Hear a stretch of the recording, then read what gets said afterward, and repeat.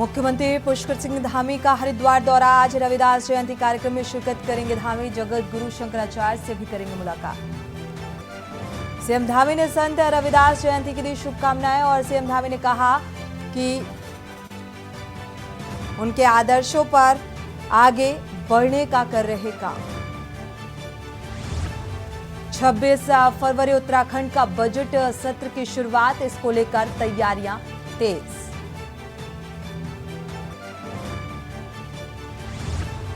अट्ठाईस को उत्तराखंड का दौरा करेंगे जेपी नड्डा और इस दौरान कार्यकर्ताओं से भी होंगे मुखातिब। बूथ से लेकर प्रदेश के नेताओं को देंगे चुनावी टिप्स। चारधाम यात्रा की तैयारियां तेज। गढ़वाल आयुक्त ने 15 अप्रैल तक अभी सभी विभागों को व्यवस्थाएं चाक चौबंद करने के दिए निर्देश। और 1 से 3 मार्च तक राजभवन में होगा बसंतोत्सव। विभिन्न प्रजाति के फूलों की लगेगी प्रदर्शनी। 3 दिन आम लोगों के लिए खुला रहेगा राजभवन। आप देख रहे हैं के न्यूज, खबरों का सारथी। खबर उत्तराखंड के साथ मैं सोनी चौहान। खबरों की शुरुआत अहम खबर के साथ। चाय पर चर्चा तो आपने खूब सुनी होगी, लेकिन आपने दूध जलेबी पर राजनीति की बिसात बिछने की चर्चा शायद ही सुनी होगी। जसपुर नगर पालिका क्षेत्र में कुछ ऐसी ही तस्वीर सामने आई, जहां दूध जलेबी के साथ राजनीति की बुनियाद रखी हुई है और प्रत्याशी को चुनाव लड़ने के लिए तैयार किया गया। क्या है पूरा मामला, देखिए अजहर मलिक की इस खास रिपोर्ट।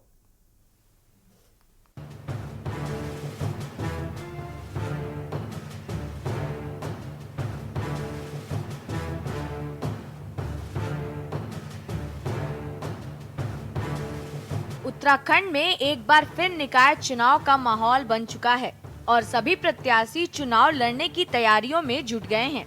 लेकिन जनपद उधम सिंह नगर के जसपुर नगर पालिका क्षेत्र से कुछ अलग ही तस्वीर सामने आ रही है।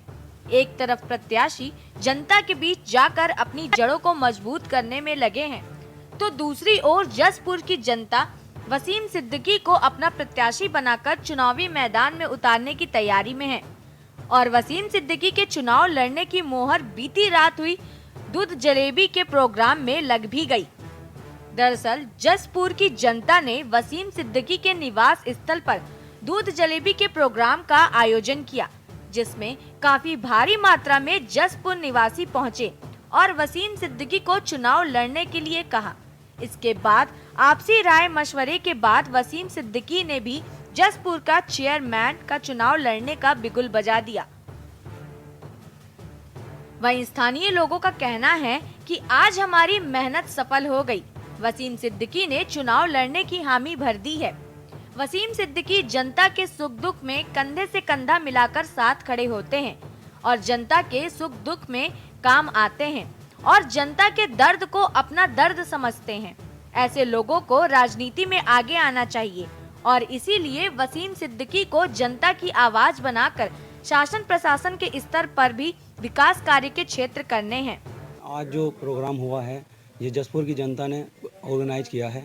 हम सब लोगों ने मिलकर ऑर्गेनाइज किया है ये, ताकि हम वसीम सिद्दीकी साहब को जसपुर के चेयरमैन पद के लिए आगामी चुनाव के लिए पक्का कर सकें। हम उन्हें मशवरा दे रहे हैं कि आप चेयरमैन पद के लिए हमारे जसपुर के विकास के लिए आगे आएँ। उन्होंने इस रिक्वेस्ट को हमारी मान लिया है, एक्सेप्ट कर लिया है और हम जसपुर में वसीम सिद्दीकी जैसा चेयरमैन देखना चाहते हैं और जसपुर का भविष्य उज्जवल चाहते हैं। वसीम सिद्दीकी को तो चेयरमैन नहीं देखना। वसीम सिद्दीकी के अंदर एक बात है सर, हर किसी के साथ दुख दर्द में पहले आ जाते हैं। बहुत दिनों से वसीम शहर की तमाम जनता की जो है निस्वार्थ भाव से सेवा करता आ रहे थे।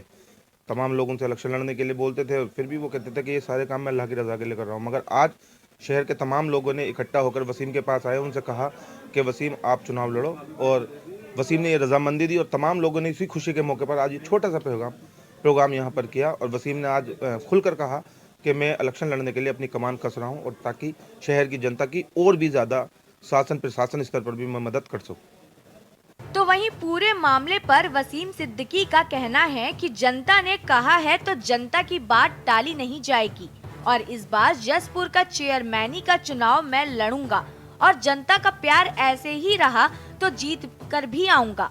लोगों की उम्मीद पर खरा उतरने की पूरी कोशिश करूंगा। सारे जनता जो मुझसे जुड़ी है वो मेरे यहाँ एकजुट होके आई और एक दूध जलेबी का प्रोग्राम रखा, जो कि अब जो जनता मुझसे बोल रही है कि अब चुनाव आ गया है और आप दावेदारी करें, और जैसा जनता चाहती है आज से मैंने कमान कस ली है और मैं दावेदारी के लिए तैयार हूँ।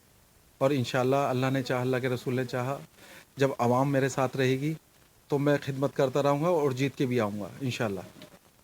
बहरहाल जैसपुर की जनता के प्रयास रंग लाए हैं और वसीम सिद्दीकी ने भी चेयरमैनी का चुनाव लड़ने का मन बना लिया है।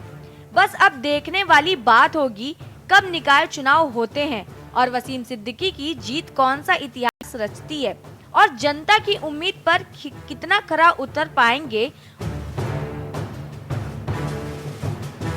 उधम सिंह नगर से के न्यूज इंडिया के लिए अजहर मलिक की रिपोर्ट।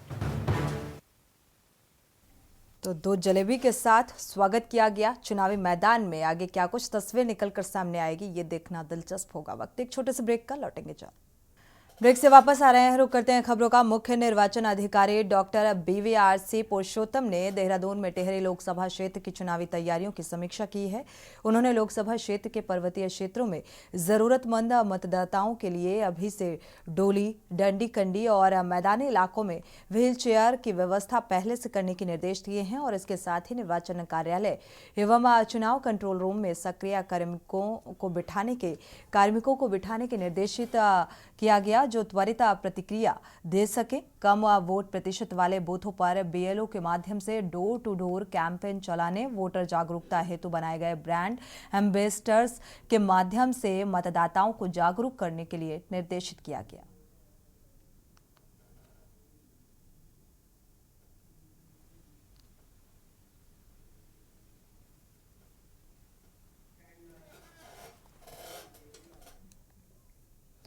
बढ़ते आगे, 26 फरवरी से शुरू होने जा रहे बजट सत्र के लिए तैयारियां शुरू हो गई हैं। विधानसभा अध्यक्ष रितु खंडूड़ी भूषण की अध्यक्षता में बैठक हुई और बैठक में सत्र के दौरान सुरक्षा व्यवस्था, ट्रैफिक, बिजली, पेयजल समेत तमाम मुद्दों पर चर्चा की गई। बैठक में मुख्य सचिव राधा रतूड़ी समेत शासन के तमाम उच्च अधिकारी मौजूद रहे। विधानसभा अध्यक्ष ने सत्र के दौरान सुरक्षा व्यवस्था समेत तमाम व्यवस्थाएं चाक चौबंद रखने के निर्देश दिए हैं। की बैठक होती है, इसमें हम ये देखते हैं और प्रयास करते हैं कि किस तरह से विधानसभा हमारा सत्र चल रहा है वो सुचारू रूप से चले, ढंग से चले, हमारे जनता को भी दिक्कत ना हो, हम लोगों को भी दिक्कत ना हो, सब अच्छे से सत्र चले, सौहार्दपूर्ण वातावरण में सत्र चले। तो तैयारी, चाहे पानी हो, बिजली हो, लॉ एंड ऑर्डर हो, किस तरह से चीज़ें व्यवस्थित रहें सत्र को चलाने में, उसकी आज ही बैठक। बिल्कुल हमारी जो पुलिस अफसरान यहाँ पहुँचे थे वो उसको ड्रिल है, एक उनको पता है किस तरह से सुचारू रूप से व्यवस्थाएं रखनी है, चाहे वो ट्रैफिक की हो, चाहे वो लॉ एंड ऑर्डर की हो, चाहे जो एजिटेशंस होते हैं उनके हो, वो उनको प्रक्रिया पता है, उन्हें ड्रिल पता है। और मुझे पूरा विश्वास है कि जो हमारा 26 से सत्र शुरू होने जा रहा है वो अच्छी तरह से। बढ़ते आगे, रामनगर, अब नियमों का पालन नहीं किया गया तो कार्रवाई होगी। विश्व प्रसिद्ध जिम कॉर्बेट नेशनल पार्क में जंगल सफारी पर ले जाने वाली जिप्सियों पर GPS लगाने का कार्य शुरू हो चुका है और पिछले 1 वर्ष में जंगल के नियमों का पालन न करने वाले 100 से ज्यादा जिप्सियों पर पार्क प्रशासन द्वारा कार्रवाई की गई। बता दें कि कॉर्बेट नेशनल पार्क प्रशासन ने जंगल सफारी कराने वाले जिप्सियों पर GPS लगाने की कार्रवाई शुरू कर दी है और नियमों का पालन न करने पर जिप्सी स्वामियों के खिलाफ सख्त कार्रवाई की जाएगी। कॉर्बेट नेशनल पार्क प्रशासन इस तरफ एक कदम सैलानियों की सुरक्षा के लिहाज से पुख्ता कर चुका है और कॉर्बेट पार्क के अलग अलग जोनों में कॉर्बेट पार्क आने वाले पर्यटकों को भ्रमण पर ले जाने वाली जिप्सी चालकों की हर गतिविधि पर कॉर्बेट प्रशासन नजर रखेगा। जिस किसी को लेकर जिप्सियों में GPS लगाने का कार्य फिलहाल शुरू कर दिया गया है और आपको बता दें कि अगर इन नियमों का पालन नहीं किया गया तो उनके खिलाफ सख्त से सख्त कार्रवाई की जाएगी। लोकेशन ट्रैक होगी और उसके आधार पर कार्रवाई की जाएगी।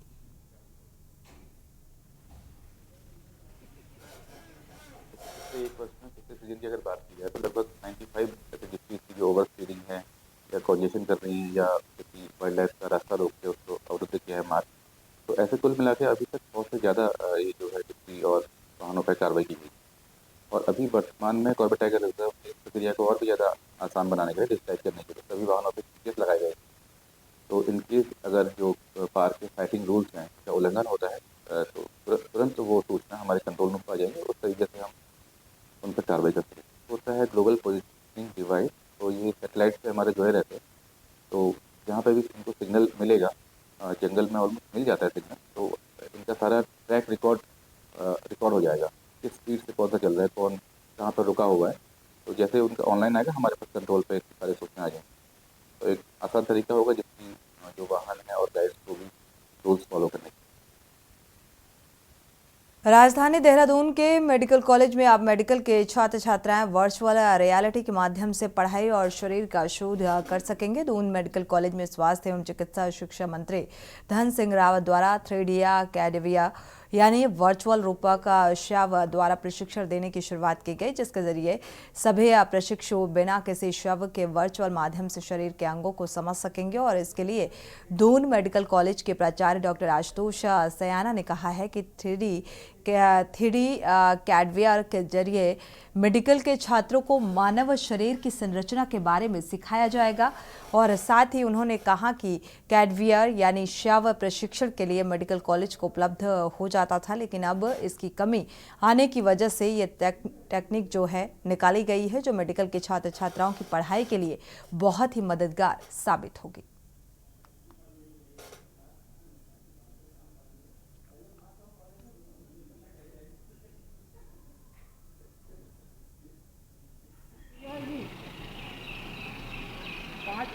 वर्चुअल कैडेवर, जिसका कि कल ही माननीय चिकित्सा स्वास्थ्य एवं चिकित्सा शिक्षा, ये एक मशीन होती है और इसके द्वारा हमारे जो मेडिकल स्टूडेंट्स होते हैं, MBBS के स्टूडेंट्स होते हैं, पैरामेडिकल के स्टूडेंट्स होते हैं, उनको बॉडी जो कि ह्यूमन बॉडी है उसमें उसकी स्किन है, जो टिश्यूज हैं, मसल्स हैं, बोन हैं, नसें हैं, आर्टरीज हैं, तो ये समस्त संरचना के बारे में जो सिखाया जाता है। रुक करते हैं अगली खबर का। टेहरी का रुक करते हैं। टेहरी जनपद के सीमांत गांव गंगी में इस सीजन में लगातार बर्फबारी हो रही है, जिसके कारण गंगी गांव के ग्रामीणों को भारी दिक्कतों का सामना करना पड़ रहा है। बार बार हो रही बर्फबारी से जहां गंगी गांव के रास्ते मोटर मार्ग बाधित हुए, पेयजल लाइनें में बर्फ से जम रही हैं और पशुओं के लिए चारा पानी की भी दिक्कतें सामने आ रही हैं। वहीं गाँव में अभी तक बिजली न पहुँचने से विषम भौगोलिक परिस्थितियों वाले गंगी में लोगों को दिक्कतों से दो चार होना पड़ रहा है।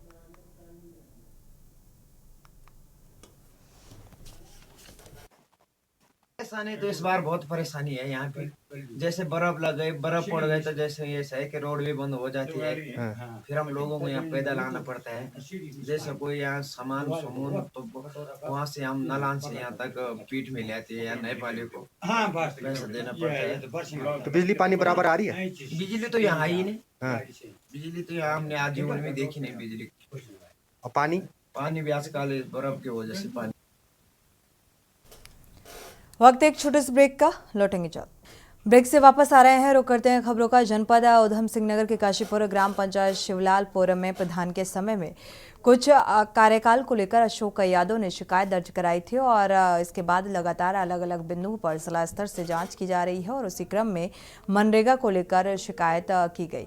लेखपाल मनरेगा डॉक्टर भूपेंद्र अगमार उधम सिंह नगर टीम के साथ शिवलालपुर अमर झंडा पहुंचे, जहां मनरेगा में किए गए कार्य की बारीकी से समीक्षा की जा रही है और जाँच और मनरेगा में काम करने वाले मजदूरों के बयान दर्ज किए गए। डॉक्टर भूपेंद्र अगमार का कहना है कि मनरेगा में किए गए कार्यों की शिकायत की गई थी, बिंदुओं पर बारीकी से जांच की जा रही है और जांच रिपोर्ट के बाद ही आगे कुछ कहा जा सकता है। अभी कुछ बिंदु थे जिनमें मनरेगा के तहत जो काम किया गया है इस ग्राम पंचायत में, उनसे संबंधित कुछ शिकायतें थी, जिनके निरीक्षण के लिए देखने के लिए स्वयं हम लोग यहाँ पर आए और आकर के कार्यस्थल पर पहुँच करके हमने देखा है जाकर के। अभी इसमें कुछ संबंधित अधिकारियों की आख्या ली जाएगी और उसमें क्रॉस जांच करके जो भी दोषी पाया जाएगा उसके विरुद्ध कार्रवाई की जाएगी। बढ़ते आगे रुक करते हैं अगली खबर का। बीते दिन रायपुर क्षेत्र के राजाराम विहार में एक फ्लैट में कई दिनों के लोगों के जुआ खेलने का जो मामला है वो सामने आया, जिस पर पुलिस द्वारा मौके पर दबिश दी गई। मौके से जुआ खेलते हुए करीब 1 दर्जन लोग पकड़े गए। मामले को लेकर सीओ रायपुर अभिनव चौधरी ने जुआरियों को गिरफ्तार किया है और इसमें से 11 देहरादून और 2 हरिद्वार जिले के निवासी थे। 2,45,000 रुपए इनके पास से बरामद किए गए।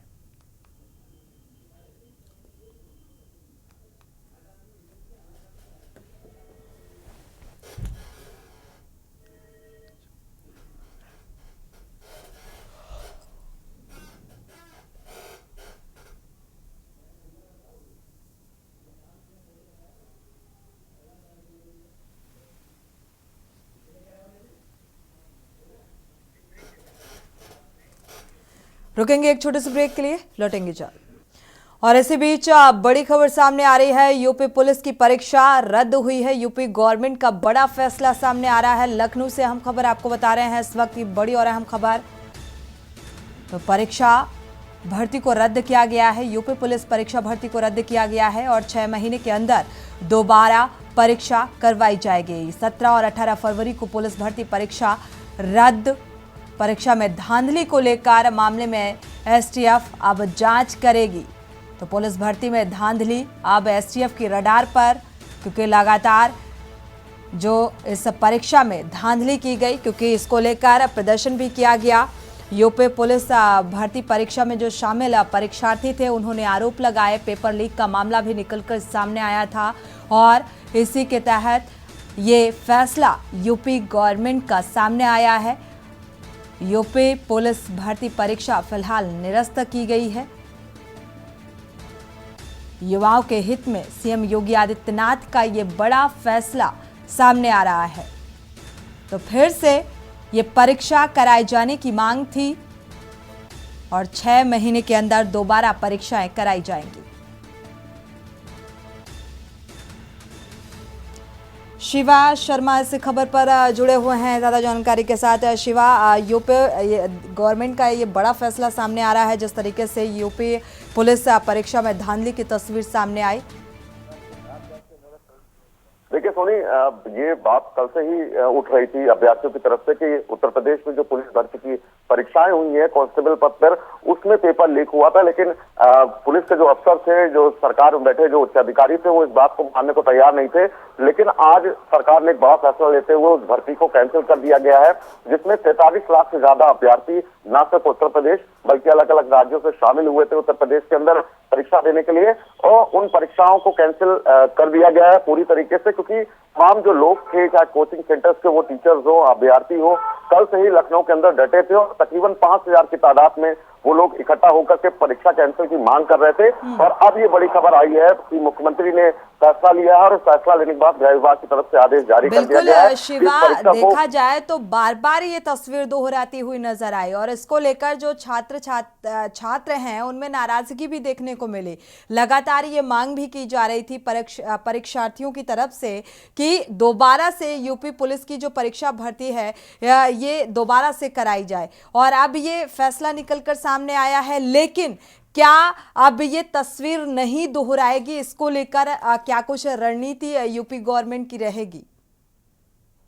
देखिए सोनी, ये कोशिश तो जरूर अब गवर्नमेंट की रहेगी, क्योंकि इतनी कोशिशों के बावजूद जहां पर उत्तर प्रदेश की बड़े पुलिस अफसर लगाए गए हो, एसटीएफ लगाई गई हो नकलचियों को पकड़ने के लिए, चाहे सॉल्वर गैंग को गिरोह के रोकने के लिए सेंटर्स पर जैमर लगाए गए थे, लेकिन उसके बावजूद भी अगर परीक्षा पेपर लीक हुए थे और लोगों की मेहनत जो है वो विफल हुई थी, तो अब सरकार की ये प्रायोरिटी होगी कि अब जो परीक्षाएं महीने दोबारा कराएंगे और 6 महीने के अंदर ही कराएंगे। तो अब सरकार किस तरीके के जो नॉर्म्स है उनको लागू करती है कि परीक्षा जो अभी लीक हुई है, जो पेपर लीक आउट हुए हैं, अब ये दोबारा ना हो, इसको लेकर के जरूर एक बड़ा फैसला होगा, बड़ी रणनीति बनेगी और उसके तहत इस पूरी परीक्षा को कराया जाएगा। लेकिन सोनी, सबसे बड़ी बात है कि 48 लाख से ज्यादा इस अभ्यर्थी जो थे इस परीक्षा में शामिल हुए थे, उन्होंने आवेदन किया था और 43 लाख बिल्कुल लोग शिवा, इस परीक्षा में देखा शामिल हुए थे। जाए, शुक्रिया ऐसा तमाम जानकारी को साझा करने के लिए। लेकिन लगातार ये मांग अब एसटीएफ की रडार पर जो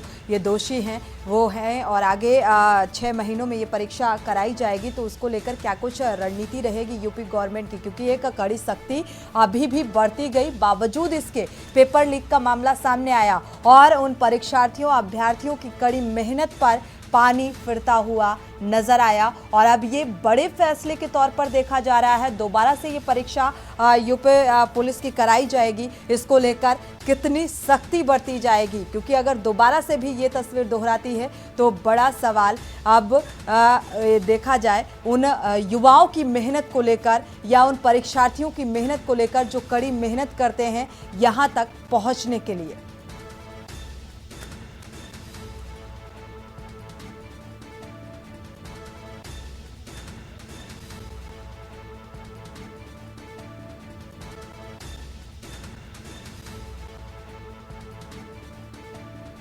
तो फिलहाल इस फैसले को युवाओं के हित में देखा जा रहा है। सीएम योगी आदित्यनाथ का ये फैसला पुलिस भर्ती को निरस्त किया है, क्योंकि पेपर लीक का मामला सामने आया और इसी के चलते ये बड़ा निर्णय लिया गया है युवाओं के हित में। तो दोषियों के खिलाफ सख्त कार्रवाई होगी। एसटीएफ की रडार पर दोषी